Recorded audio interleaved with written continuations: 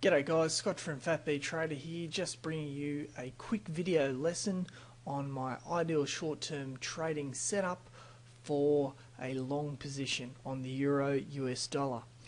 Now I want to talk to you today about the long side of the trading that we were talking about yesterday, which was obviously we're looking at shorts. Now again, the same principles apply here. I'm looking for three things. The first thing is an area of support or resistance. The second thing is the daily pivot level. And the third thing is a good target of at least 2 to 1. Now let's just have a look at the trade setup we've got in front of us at the moment.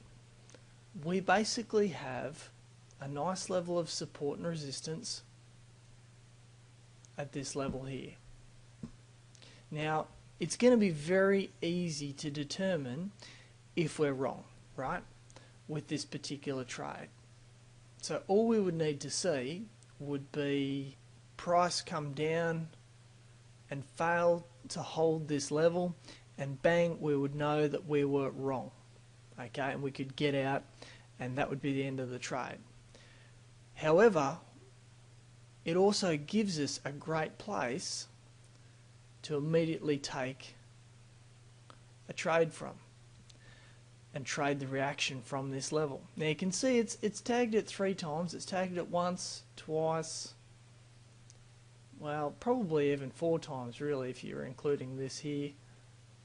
But remember, this is a very short-term chart. This is a 5-minute chart, so this is not like a daily support level. This is a level of intraday support, which typically isn't as strong as the daily support level. So that being said, we move on to the next point, which is point number 2, the daily pivot. Now the daily pivot is currently up here, and you can see this makes for a pretty appealing target.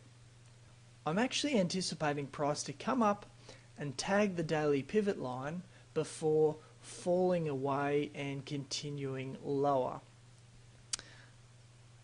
So that's what I'm actually looking at. So just to sort of put this trade into some context.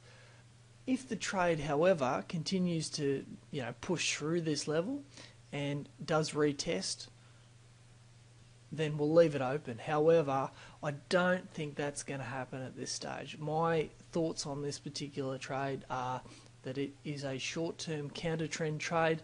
We're going to take it to the daily pivot, and then because so many people look at that daily pivot as previously discussed, we're going to cut it and basically just sit on the sidelines and see what happens from there.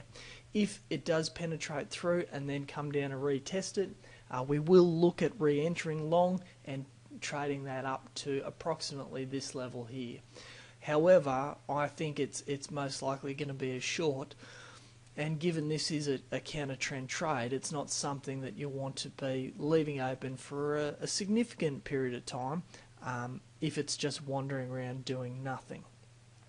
Now the third part of this trade is obviously the 2 to 1 risk reward ratio.